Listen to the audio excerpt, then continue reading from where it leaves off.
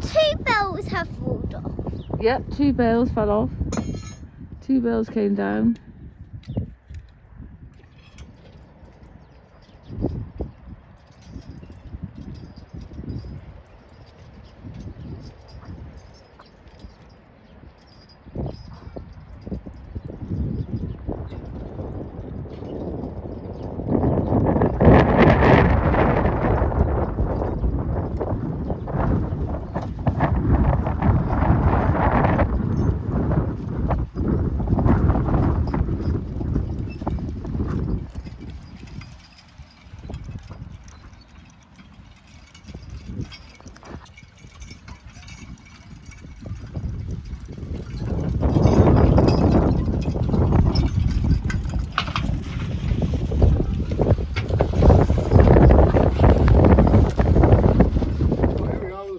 Harness to go on Uther.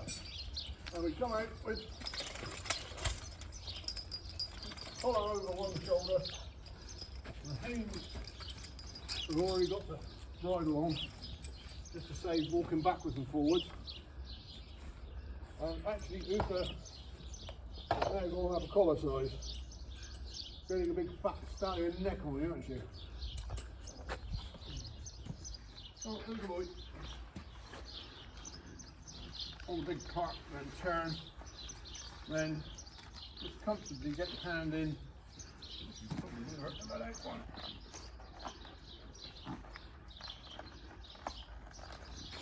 Have you take it up. There you go, that's better. Hand in flat in the throat. So it's not down here where the limb moves and you end up sore. It's not cutting his wing when he pulls. Save the annoyance of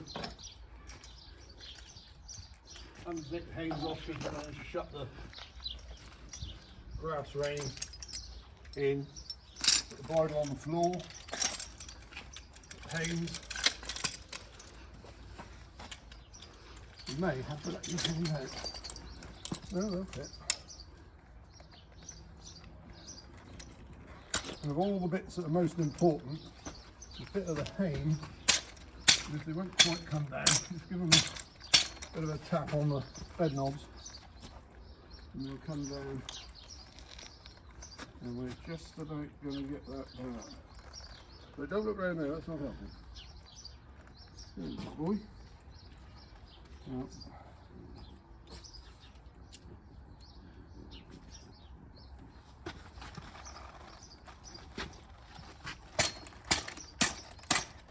boy.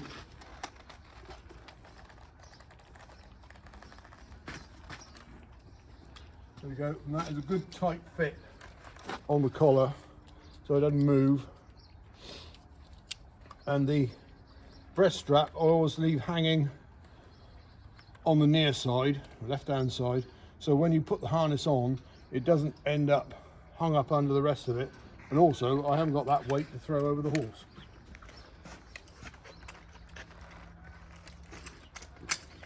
And then working around clockwise, take the breast strap,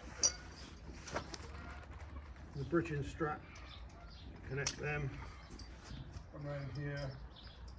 Oh, you're the seas, go right in the way then. I'll just push through then, shall I? Then put the cropper on. Grass is just coming through now and they're looking for a bit of grass, and without a cropper the grass reins ineffective with this harness. It's just more slides forward and they graze, and then you end up with the reins hung up. But you don't always bother to put the cropper on in the winter? No, if there's no grass the week after, there's no need to put it on. But once there is, you have to, because immediately you put the heads down and you go to drive off and the reins are down under the yoke, and you haven't got a lot of steering. Right, there's the boy. Come on. Come on. Don't be much. Good boy. So you can see it wasn't me making the funny grunting noises, it's our son's French bulldog on holiday while they're in Egypt. There's a good boy. Moaning and grunting away. And there's the other one across the yard.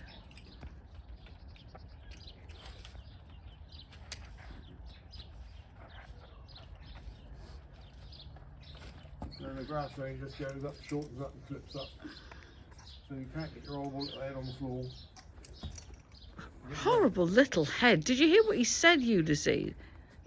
Uther.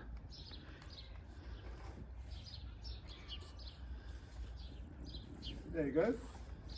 He's managed to shake off quite a lot of that dust from yesterday. Yeah, it looks reasonably clean. No, he doesn't look lovely and clean, but he doesn't look black. He looks cleaner than he did.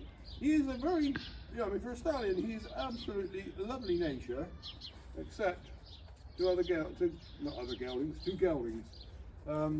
He's all right with them out in the field at the moment, but he's now 5 years old and he's beginning to assert. Would you like to get over? No, not really. Not get over. Can you just explain about the bridging? Well, the bridging, when it goes on, when it's on the yoke, it'll pull forward and it'll sit. So you set the traces so that you've got enough slack, because you don't want to be pulling and pushing at the same time, because otherwise they end up with a sore bum around here, which is not very pleasant for the horse, as you can imagine. Okay. Yeah, look at these. He has got two of them. Those wonderful whirls. See, another one. You can't see that side because it's in shade. Would you like to put your head over here? No, not really. Look at that. Looks like a fishtail or something.